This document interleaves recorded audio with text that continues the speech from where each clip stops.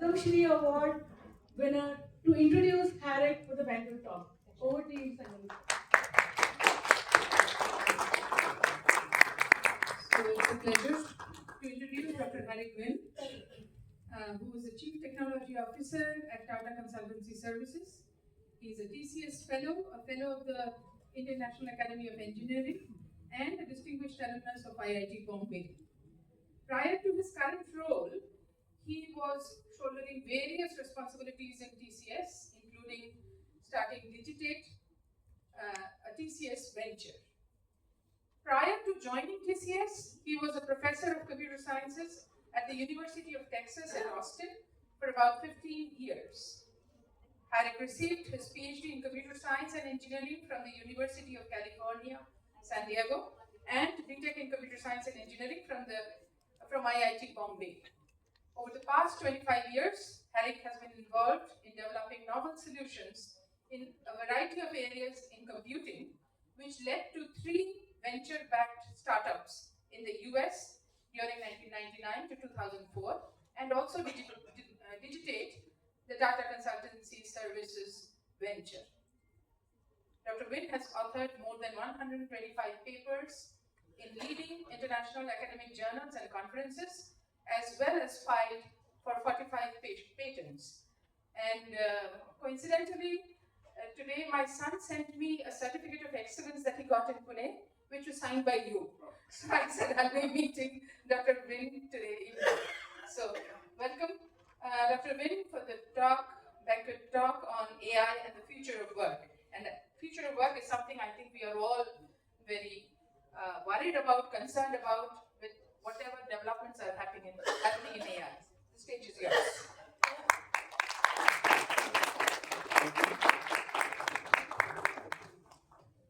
So thank you very much.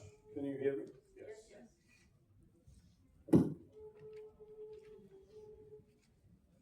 It was showing earlier. Okay, perfect.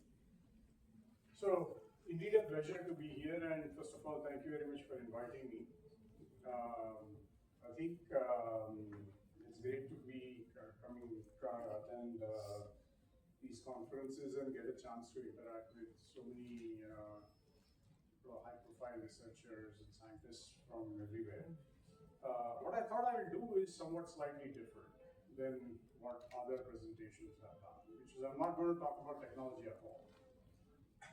I'm going to actually talk about where are the opportunities for using technology to make a difference, and actually what is preventing us from making that difference. Right, so a lot more sort of why should we do this, rather than how do we make it more trustworthy or reliable or things of that sort. So we are not talking about technology as such. So let me start by saying that actually we live in a very interesting era. An era which is unlike anything we have seen before. An era which is going to be characterized by what I would call as this hybrid workforce. And the definition of hybrid workforce is one where people and machines, both digital and physical, actually coexist, with each assisting and augmenting the other. So machines are continuously assisting and augmenting people, and people are continuously assisting and augmenting machines. In the previous discussions, we would call that as sort of things like reinforcement learning with human feedback, things of that sort. So basically, constantly evolving machines, and machines are constantly assisting and evolving people. So if you think about this sort of virtuous cycle that is getting created between people assisting machines and machines assisting and augmenting people, it is likely to lead to almost doubling of the capacity of individuals, teams, or organizations to generate value, or the capacity to do work. That's likely to double every probably 12 to 18 months. And this doubling of this capacity, first of all, I think this doubling, put that in context. To date, in last several decades, we are used to 5 to 7% improvement in capacity year on year. If that capacity is going to double, effectively increase by 10x more, we don't exactly know what is going to happen, right? I'll come to that in a minute. But before we get there, let's understand why is this? So what is so special about this moment that is making this happen? Whereas we have been sort of almost stagnating at 5 to 7% year on year for decades. And this is happening because of a perfect storm, if you will, that is brewing because of three interesting forces that are coming together at the same time. First, as we all know, software is at the heart of almost any type of work, especially knowledge work today. So the time to build software is actually coming down by a factor of 2. Actually, nowadays, in about 10 to 11 months. Point number 2, the intelligence of software is actually doubling, probably every 12 to 18 months. And number 3, the workspace that people use to do work that is not done by machines. That workspace is also becoming more and more intelligent by the day. So if you think about your Office Copilot, it is kind of an early sign of times to come. Right? It will keep improving and it will keep getting better. So if you think about the confluence of these three forces, if you will, is creating this perfect storm, as I said, which is likely to achieve this 2x. Right? So this kind of an exponential increase is something that is usually highly disruptive. In fact, most of us have seen one such exponential era in our lifetime, and that exponential era was characterized by what was called then referred to as Moore's law, which was basically the number of transistors on a chip will double every 12 to 18 months. And I think many of us who are sort of old enough to remember, there used to be all the big companies of 1980s in the world of technology, IT. And young people probably would not even have heard most of those names. Univac, Wang, DEC. All of them are dead. And all the big tech companies of today did not exist. Huh? Microsoft, yeah, it started in the 80s. Microsoft, 75, yeah. So, I mean, but it was actually just around the same time, but Microsoft actually is an example of a new age company. Of course, now it has become 50 years old and it's been probably transforming itself to remain new age. But that's the thing. Now, this thing is likely to be even more impactful than Moore's law because every line of business imaginable is going to get impacted. Whether it is banking or financial services, whether it is insurance, whether it is manufacturing, whether it is pharma, healthcare, you name it, every discipline is likely to get redefined. Because the work economics will completely get redefined. Not just once, but perhaps continuously for the foreseeable future. And that's perhaps the biggest, both an opportunity and a threat that is in front of all of us, right?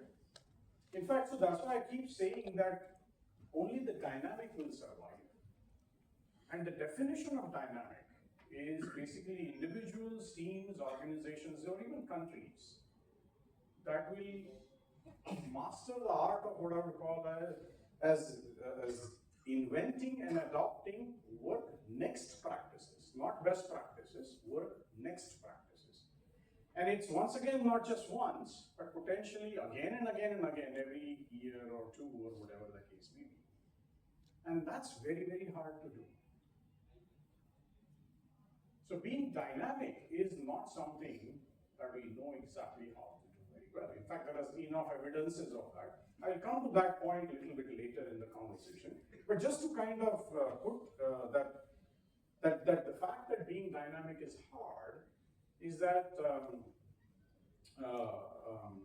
I'll give you just one statistics now and we'll come back to another statistics. The time to companies in S&P 500, for example, which is the group of 500 largest companies, that list, if you actually go and study in year 2000, 2010, 2011, 2020, and so on, about 200 to 250 of these companies are getting replaced every 10 years, which means essentially 20, 25 a year. Which is actually indicative of the fact that even the most successful companies find it difficult to stay ahead. And they are actually getting replaced, right? And so that's an indication that being dynamic is actually not that easy. Value stagnation is a reality, right? So that's really sort of, I'll come back to this point a little bit later. So if you have to become dynamic, and now since we're talking about AI, essentially I thought I would talk about three different sort of potentially spectrum of next practices, all that are powered by AI, right? So the most commonly done today is what I would call as activity-centric AI. And the goal of activity-centric AI is basically to improve productivity of activities, tasks, activities, and so on and so forth. And generally, the goal is to reduce cost and time. So that's, I would say, 90-95% of what's happening today is in this column. The next level up is human-centric AI, which is actually all about making people better.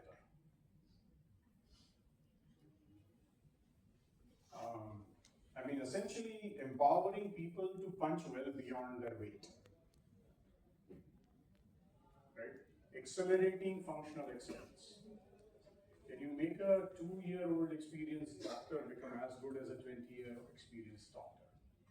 That is making people better. And then the third one is adaptation-centric AI, which is all about redefining value, which goes back to being dynamic, truly being dynamic, but redefining value to your customers. So what I'm going to do is take each of these three different things and tell you about what makes these things difficult and what are sort of opportunities for innovations in each of these. So let's take the first one, the activity-centric AI. I mean, I think almost everything that everybody is doing is today by and large in this category.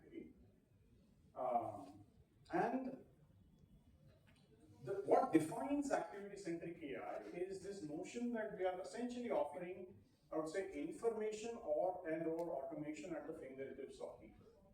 So when you get an LLM and you do summarization, that's information at my fingertips, right? I'm able to write an email for you or generate a draft of a presentation, automation at my fingertips, right? So that's basically most of the use cases that you talk about today. Call center agent, a call comes, you auto-generate the transcript, you auto-summarize the transcript, you actually extract sentiment of the customer while the call went through, automation at my fingertips, right? A call comes to a call center and the call center agent is made contextually aware. But who is the caller? Who is Harrick? Is he a valued customer or not a valued customer? Has he called before? What did he call about? Information at my fingertips. These are, I would say, vast majority of the use cases that you keep hearing about. Now, what is the problem with this? Is that every company is struggling to translate the productivity gains that are happening at an activity level to any sort of cost savings or ROI. And that's a big challenge. Why is that happening? And if you look at this, it's actually quite fascinating. What has happened over the last 2-3 decades is that as systems, especially in the world of technology and IT we can probably look at almost any domain, but if you think about the world of technology, complexity has been rising. And to deal with complexity and to achieve sort of efficiency and scale, we have basically resorted to the standard principle of divide and conquer, right? Which is You take something highly complex, you divide that into lots of little layers and silos, and you create populations of what I would call as narrow specialists, right? That know exactly how to do that little bit well. And that's how every organization is organized. We have created lots of layers and silos, and every layer and silo has some narrow specialists. Now, when you do activity-centric AI, you're actually helping a narrow specialist perhaps save some amount of time or productivity. But if you have designed your organization and done lots of these layers and silos, and the smaller the silo you make, the lower the translation of productivity gain to cost savings. Right? Because basically, I mean, just to put it sort of in the limit case, you cannot go below one person to do one type of function because it's not fully autonomous. This goes back to our entire previous discussion about can I trust it to be fully autonomous? Well, we don't. If you don't, then you have to have at least one person to do something. That person, I mean, you can optimize my time. I'll have plenty of time to drink coffee, but you still can't get it all. That's why it's not translating. So, this whole industrialization mindset that we have had to actually achieve efficiency and scale through divide and conquer is actually counter to the potential that this particular technology offers to us, right? So in fact, these layers and silos are restricting automation benefits, but there is also a bigger problem. These layers and silos have created knowledge islands. And because they have created knowledge islands, people don't understand anything to the left, right, top, or bottom. They understand their little bit. So in fact, the organization structures are designed where people are focused heavily on the how to do something, rather than why am I doing what am I doing, and what should I be doing? Those questions are rarely asked. And if you take that organization design and infuse AI in it, coffee production and sales will go up. No other ROI will happen. Right? So it's interesting. So we have to actually, so the imperative and the biggest challenge that every organization is facing today is that they have to almost rethink their organization design from segregation of roles and responsibility to aggregation. It's almost reversing what we have done. And this is actually happening if you in IT once again. If you think about IT operations, so we have divided people not only by layers and by towers. So you say I have Oracle tower, I will have Linux tower, I will have Windows tower, I will have this tower, I will have that tower. And within that you will have your level 1 team, level 2 team, level 3 teams, and so on and so forth. Lots and lots of layers and silos. All of that is now getting slowly but steadily substituted by what is called as SRE, Site Reliability Engineers, or DevOps. And if you think about what's actually happening, is that you're consolidating all of these aggregation into aggregated roles.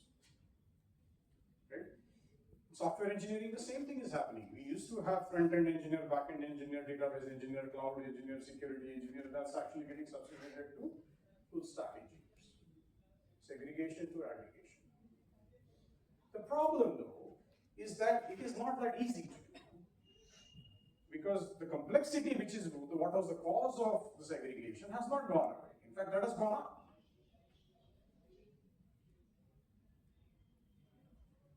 So just because you segregate to aggregate roles does not mean you'll be able to run your organization. So the AI itself needs to be used differently. Right? AI should be used to help me deal with complexity, rather than not necessarily just improving my productivity. So are we looking in the wrong direction? Is the fundamental question that I would actually pose for all of us to think about, right? So role and skill consolidation is very, very important. The human-centric AI basically is needed because of this very observation that for almost all type of knowledge work, there is a humongous gap between what I would call as average and elite. Best doctor, average doctor. Best lawyer, average lawyer. Best marketing campaign, average marketing campaign.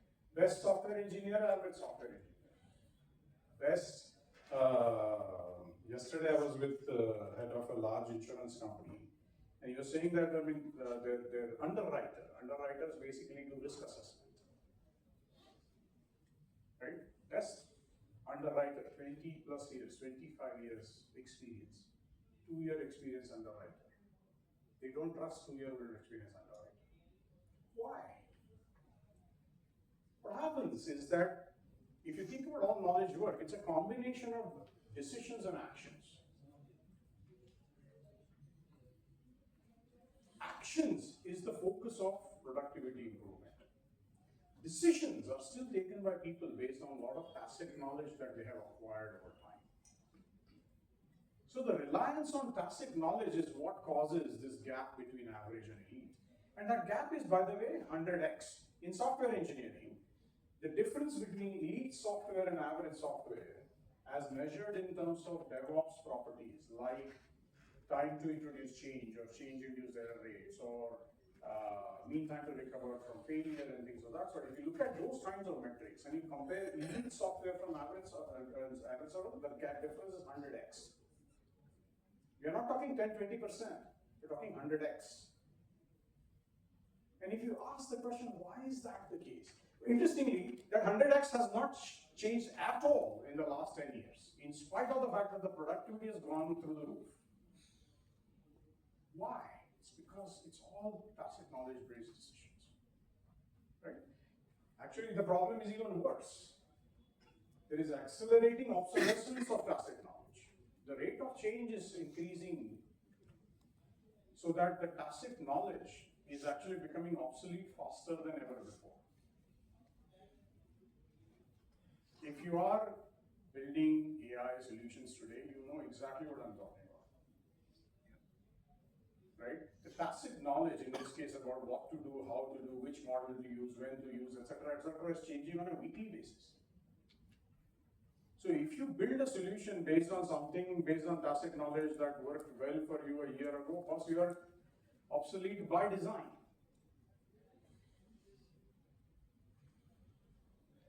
So it's a huge issue.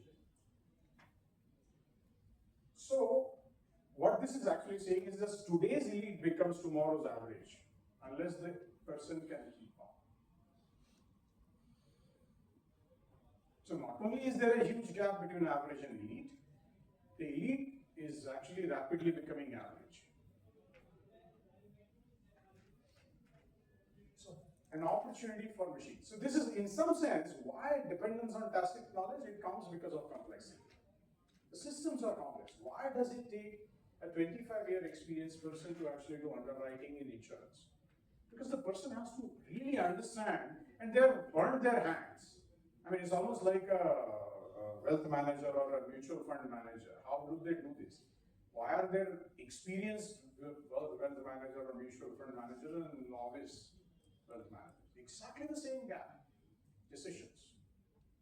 So, an interesting opportunity is to actually build AI solutions that offer expertise and wisdom at the fingertips of people, not information and automation at the fingertips. Right? And that's sort of taking us to the next level on. From information and automation at your fingertips to expertise and wisdom at your fingertips. Put it slightly differently, instead of being reactive intelligence, it starts becoming almost proactive intelligence. Because it has to understand me, my context, what am I trying to do. Only then it can actually start operating. When the discussion we had about the Nanda and the billions or trillions of agents and so on, it's exactly that. It has to become proactive, only then you will have, I mean, he talked about one agent per person, I think there'll be many agents per person. For every aspect of my life, I will potentially have an agent. Right? But it has to augment my intelligence. In fact, it has to augment my judgment and my creativity. Very different game than writing an email for. And that's really sort of the next, if you will, beyond in fact, it has the potential to accelerate functional excellence and thereby address the scarcity of elite resources. I mean, if you look at actually every function, I mean, if you look at complaints handling or claims handling in an insurance, sort of the elite claims handler are few. And that's why complex claims get delayed and get penalized. Because you don't have enough people with that tacit knowledge to actually deal with it. If you actually almost democratize excellence, which is indeed possible, you change the game. Right? So that's the second level. Let me now talk about the third level, which is this point that I talked about, the fact that there is value stagnation. That every organization actually sees that value is stagnating and a company is falling out of S&P 500 every 2 weeks. Why is that happening?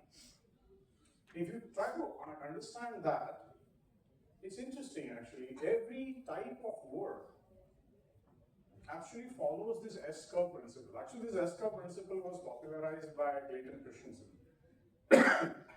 from Harvard. And he had actually said that every technology actually evolution follows this S-curve principle. That it takes a long time for technology to mature, then it dramatically improves, and then it starts kind of stagnating or stabilizing. And that's true for work also.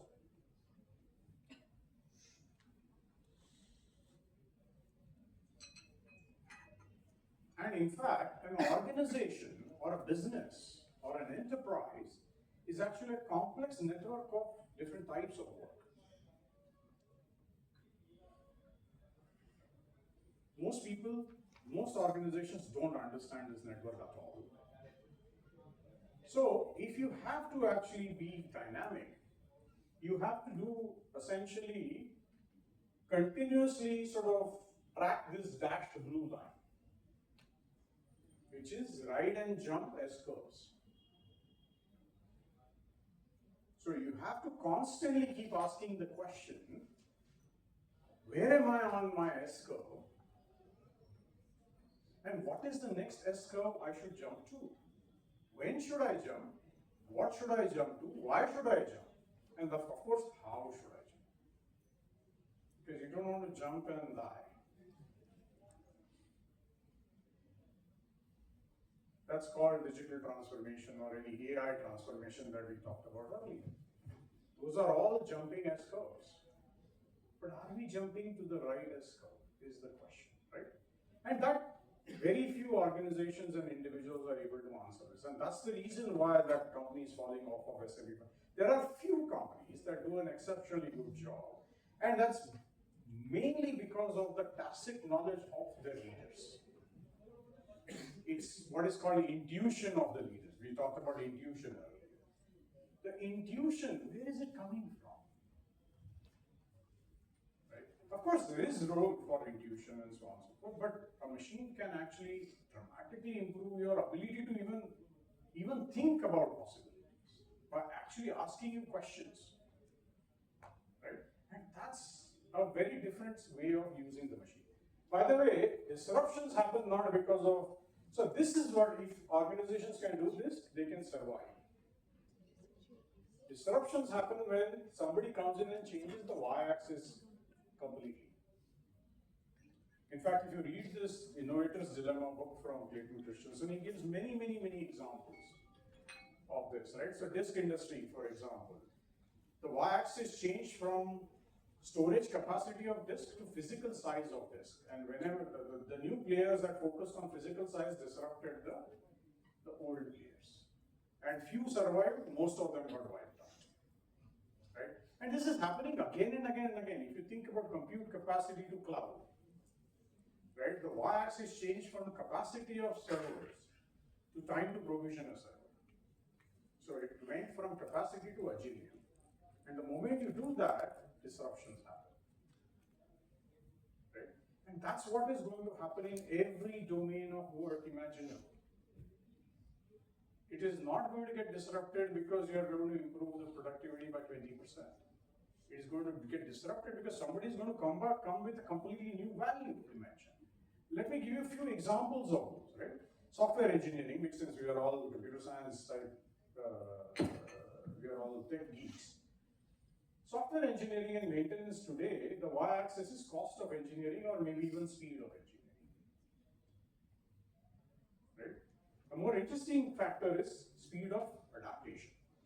It's not the first time engineering that matters at all. It's the speed of adaptation, time to introduce a change. Because only if you do that, you stay ahead. Your competitive advantage comes from adaptation and agility, not from cost to build software. If you think about operations, it is cost of operations today. What you want is business resilience. You want near zero pain minutes.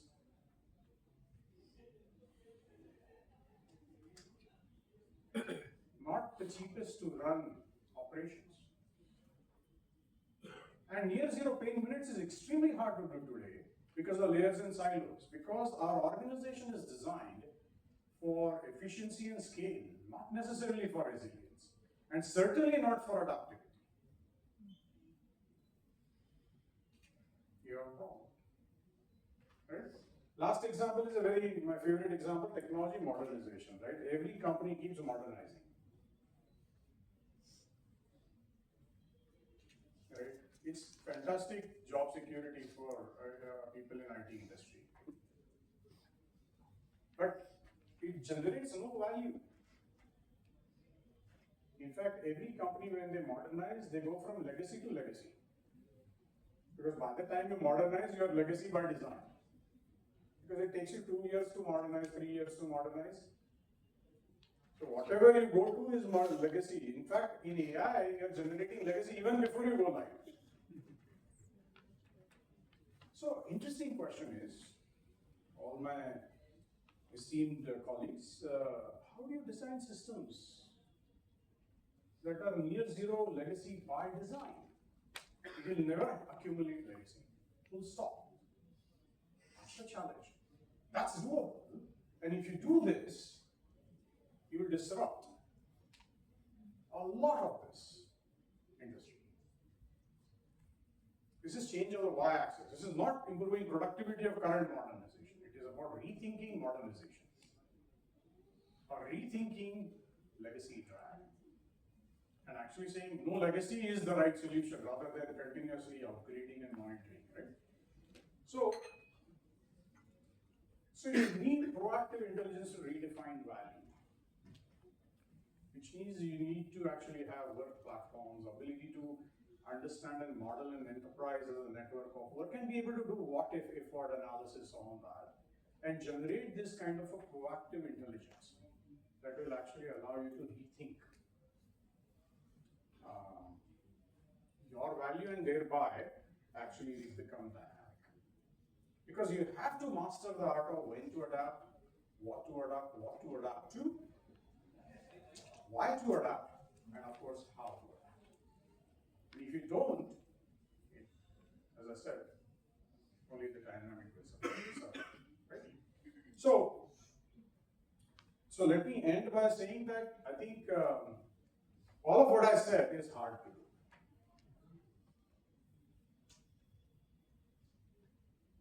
Because of a variety of reasons. But if I had to pick out two most critical reasons, I would actually say that on one hand, we don't quite know how to engineer AI solutions well yet.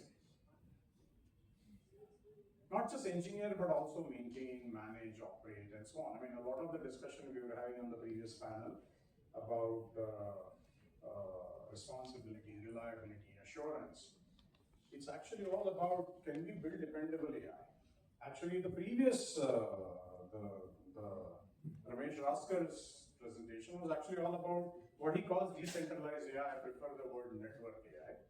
But essentially, it is network AI. It's a large network of an ensemble or a network of models and agents that are collaborating and cooperating with each other, right? How do you actually build dependable AI, which is, and the entire notion of testing as we know it is completely becoming obsolete because we only understand how to test and assure systems that are not self-evolving. If you have self-evolving systems, which is exactly the problem that we were talking about earlier in the previous panel, how do you think about it?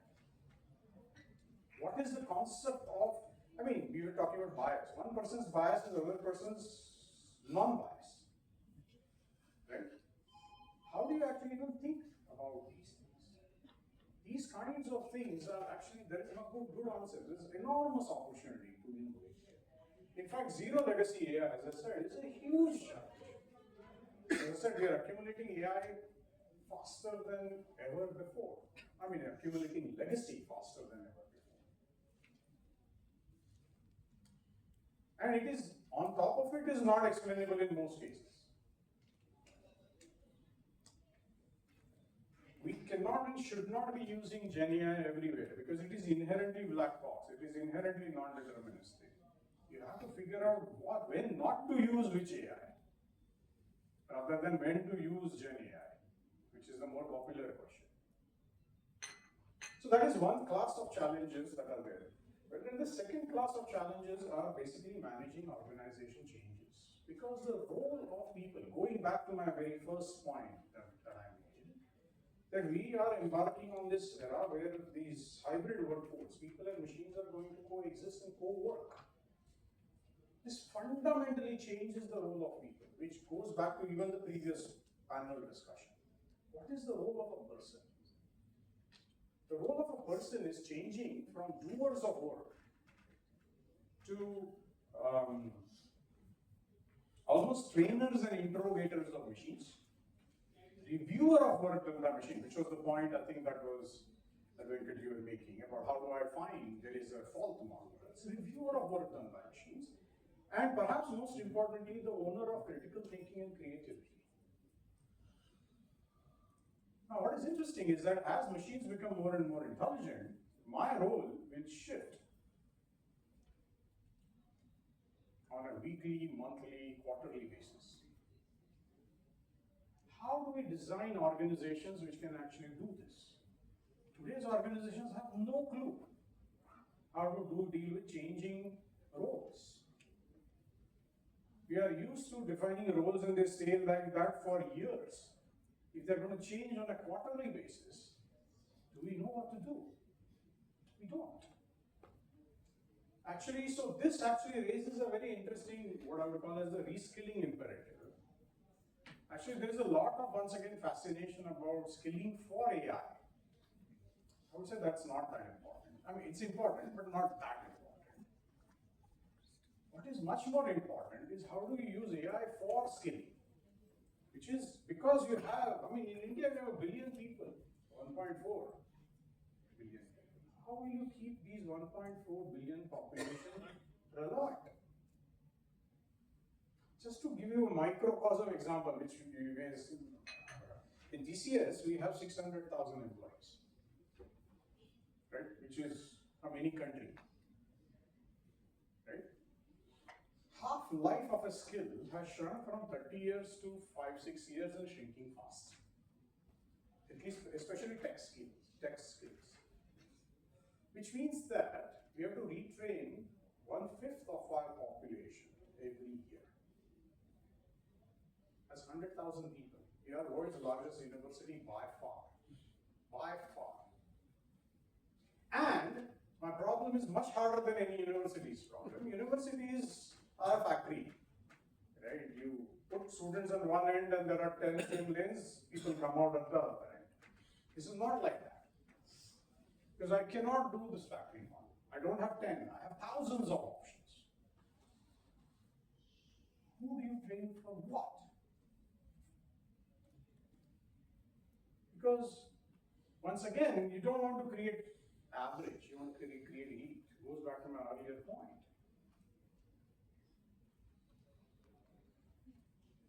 How do you do this at scale? All HR systems are broken in every company. No HR system in any company really understands people. They are all numbers, even at a university. University is no better. We don't understand people. So how do you nudge people if you don't understand them?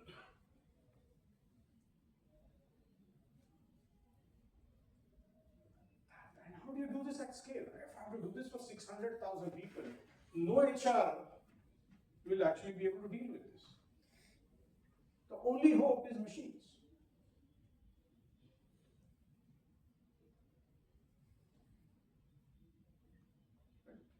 So, I think perhaps the only thing, if there's nothing else you take away from this, I would say that yes, we are indeed embarking on an era which is not something we've seen before. It is not BAU, business as usual. It is not yet another technology I will implement, get 20% productivity. You are mistaken. This will redefine everything. But it is not trivial to do so. Because it's not just a tech problem, which is the first stop, it's a people problem, which might actually be much, much, much harder than the tech problem. And if we don't get the people problem right, we will actually create much more divide than we have today.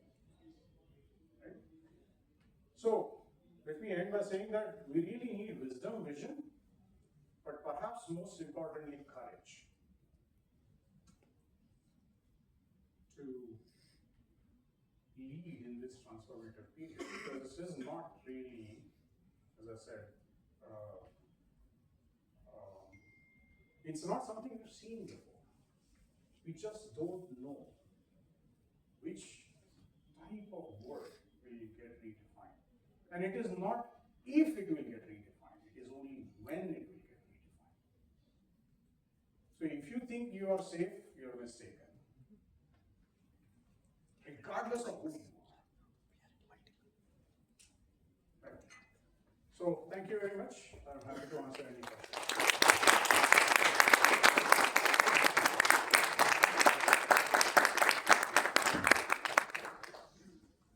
Hi, Harry. Thank you so much. We will be over the thanks after the questions. But learned a lot. And you know what's the best thing about it? What? Not the other side. You and I went to IT Bombay. That's something. That is the only success criteria. You realize who's sitting there, that gentleman? Yeah. See, of course, he also went to IT Bombay, but at a slightly different role. Yeah. All right. Questions now. And Rajiv. Great, thanks. Harrick, amazing, wonderful talk, and very insightful. I have two very quick questions. I don't know if there's any other questions here. In today's times where there's exponential change around the clock, and that's something I grapple with, should academic institutions, IITs, triple ITs, and ITs, and let's talk about it right now, should we run them as a startup? Because it seems to me that if we don't run them as a startup, they're going to be catastrophic collapse. That's my learning in the last 1 year. Second quick question is that with the shrinking timelines, and you are the leader of one of the largest companies in the world, shrinking timelines, increasing demands on IT employees, will they survive this pressure? Two questions. So, the first one is, I think education institutes will have to reinvent themselves completely. My opinion, and please pardon me if I'm being too straightforward, but I think we have to rethink education. I think skills people will learn on demand. They don't need to go to a 4-year degree college. Hard skills. They need to go to 4-year degree college to learn, in my opinion, a lot more soft skills, learnability, dealing with ambiguity, right? Having even an opinion and articulating an opinion, critical thinking, which, by the way, we don't actually. Our system is completely broken. Right? So I think there's a long way to do. The other thing that is happening in the education world is that if you just take our example, the TCS example, as a tip of the iceberg, the need for lifelong learning is becoming a paramount important. We don't know how to actually support that at scale in our country. So, huge amount of changes are needed to rethink education and rethink what do you want people to learn when they are in that 4-year thing. Because they will learn most things online, on demand. In fact, this concept of ambient lifelong learning is probably the future of education. Right? That you will learn without realizing you are learning. That is ambient lifelong learning. But to get there, you do need a foundation. What is that foundation?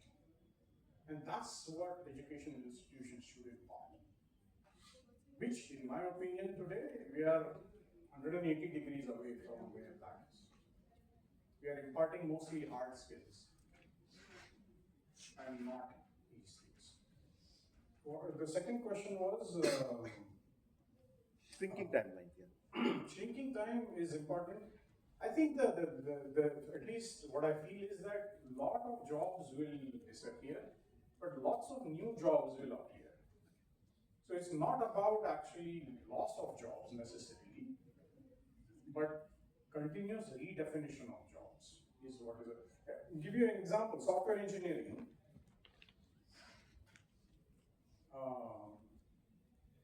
In its current form will probably go away in vast quantities. But it will get substituted. So every software engineer, for example, will need to start understanding what are they building and why are they building, rather than how are they building. Which is a big challenge today, because most of our, once again, computer science graduates have no clue about anything other than CS. Right? So the future is at the intersection of domain and tech.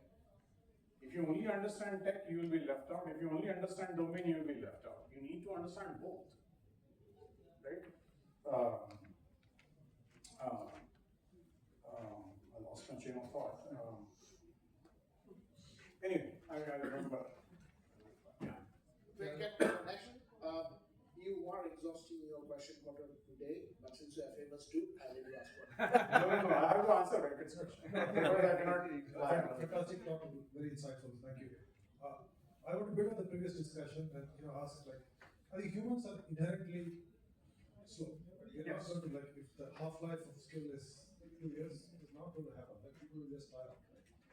So I wonder whether the future is fewer people working and the economic model changing with universal basic income and things like that, where the world operates, but fewer people work, and of course they get paid much better, but the others do okay. These are all great questions. Honestly, I wish I had a better answer. But I think we need to collect. See, I would say that countries where the population is shrinking, they don't have as much of a challenge right now. But we have a big challenge on our hand. And we also have a big opportunity on our hand. So there is challenge on one hand, there is opportunity on the other hand. Can we become the knowledge work capital of the world? Just like today, some countries are manufacturing capital of the world. Can I become knowledge work capital of the world? I think the answer is yes. But will we do it the way we are doing it? Answer is no. Right? Is knowledge work going to go away? No, not at all. Will machine-powered people who are 10-member team will look like 500-member team in 5 years or 7 years or whatever? Is there enough work for people to do? Yes. But will we be able to do it with the same kind of talent, same kind of, that's what I said, people will not shift left almost, right? And now the obvious question is, will we be able to shift people? And that's where it goes back to this whole, what are we teaching and how are we grooming these people? Can we provide them an opportunity for this lifelong learning? These things are going to become critically important for the country, any company as well as the country. But to your point, I think many of these other policy-based interventions will probably also need to be thought through. in addition to these kind of technological and sort of intellectual interactions. Yeah. What's next? Hello. Harry. No, you go ahead. Yeah, so I have one question so the world works on a barter system, right? Like let's say I want vegetables, I have to go and buy. So let's say if we take this AI to physical AI, then most of the work can be done by AI, right? Like even if you have robots, if you have digital assistants, everything can be done by AI. Given that right now every Indian has a mobile, let's say every Indian has a robot, then what would be the work of an Indian to do there? Like wouldn't humans don't need to do any work, right? Because So it goes back to this point. Personally, I don't believe in that particular feature. I don't believe in replacement. I believe in augmentation. I believe that there is a lot more for people to do, but they currently don't have the ability to do. I mean, if you just look at it, right? If you think about even the IT industry, right? There is no company that I know of that I've interacted in the last 20 years since I joined TCS says that we don't have more work to do. They are limited by capacity. They are not limited by demand. Right? It's a multi-trillion-dollar industry. The top 10 companies don't even occupy 10% of the market size. So I don't think we have a demand problem, in my opinion. I think we have a supply problem.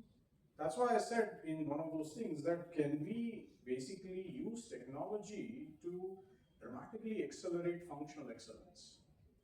I mean, just imagine, right, doctors. Let's take the example of doctors, forget IT. I mean, villages in India don't have great doctors. Even cities don't have great doctors. Can you imagine that every doctor is actually pretty good, right? Because they are AI supercharged. I mean, that would be fantastic, right? So, is it going to? Of course, some reshaping of the workforce, etc., will happen. But I don't personally subscribe to the replacement. No, it's not replacement, but it's a good thing, right? Like you It's don't a need good to thing. work. So augmentation, but Yeah. I mean, if machines does everything, then you will have no purpose in life. I mean, that is a different. So I actually don't believe in that. But people need purpose, and ideally, I mean, there was a question that was asked in the previous panel, which is that would you give authority? What was the question? Control to the machine. Answer should be absolutely no. There is no question about it. Even the physical work that you're talking about is also hybrid workforce. You go look at these warehouses or whatever. Yes, they are a combination of the relative balance between them will keep shifting. Whether it is 10 people today and 15 robots and 17 robots and 8 people, that balance will keep shifting. But potentially, that business goes back to my riding and jumping S curves. That business will have to reinvent itself, otherwise it will die because its value will stagnate. Right. So I think it's a much more complex situation than we try to make it sound like. Yeah. So Pratik, so this person is first, and he let me class his class. So I owe you that. No, this is a little more. Your microphone is not working. Your microphone is off. Oh, yeah. So you talked about AI for skilling. So what I'm wondering is, what is the work that is going on in India in that particular thing? It's a very important point, AI for skilling, rather than skilling for AI. And in particular, little personal, that what is TCS doing, developing tools or things which will help in AI for skilling? So I'm not aware of too much that is happening, unfortunately. Every time I go talk to people, I said, boss, you're looking in the wrong direction, turn around. The problem is somewhere else. What are we doing? We are trying many things. Which will work, we don't know. But so, for example, I'll give you a very simple example of we need what we call as KYT, know your talent, know your people, KYP, just like KYC. We don't know how to do that itself. So it's kind of ground level zero problem. Right? If you look at, so you ask the question, well, how do you actually evaluate people today, right? I mean, you say, okay, how do you hire people? Well, there is a resume. Most resumes are It's even worse, but I'm saying that even if they were not, if they were produced, ChatGPT was probably slightly better. Human generated ones are worse. And the human generated ones are worse not because of, it's bad because it doesn't actually say, what did you do and why did you do it? Right? It just gives some random nonsense about I worked here, did I use this technology, so who the hell cares? Right?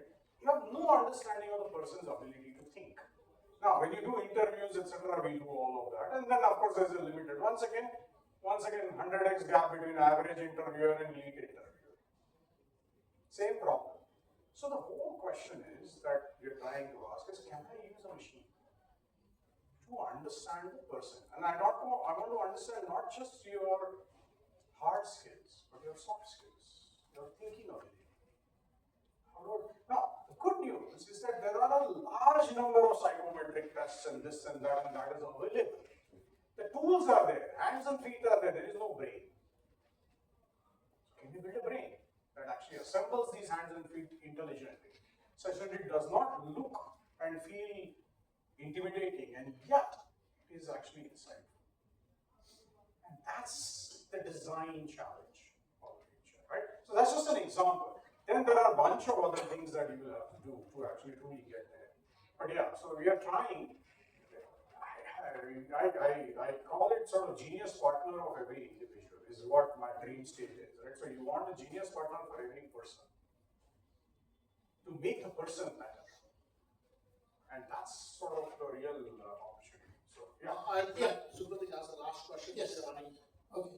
So I have a question like, should nation states start enacting policies like where they give tax breaks to companies and to employ minimum number of people? So if you employ at least a certain number of people, you get a tax break. If not, tax break gone. that's kind of going towards what he was saying earlier about, minimum universal basic. Yeah, no, I also am not advocating that in general, because I think it's very difficult. Then it starts becoming almost socialist, Yes. right? And that's questionable. There are arguments for, there are arguments against. I would say it's probably slightly different. I would say that the countries, we should actually be thinking not about how to somehow feel safe, but to how to win. I would actually change the mindset. Right? It's not about playing safe. This is not the time to play safe. This is the time to win. Right? In some sense, I think one of the panels, somebody mentioned that, I think Ramesh mentioned that it's one of those moments where there is an opportunity to leapfrog. Right? Can we completely rethink every aspect of how the society runs by actually using this? But using technology intelligently, not doing stupid 20% improvement in productivity. Right? So I would actually think that way. That's why I said I go back to this point about why can't India be knowledge work capital of the world? If you want to do any kind of knowledge work, you come to India, it gets done magically. Combination of machines and people. Eminently doable. Right? We have everything that is needed to do that. But it goes back to my point. I think it requires that courage or whatever. Anyway, that's it. Anyway, thank you. I wanted to give a quick word of thanks. First of all, I learned way too many things. I actually don't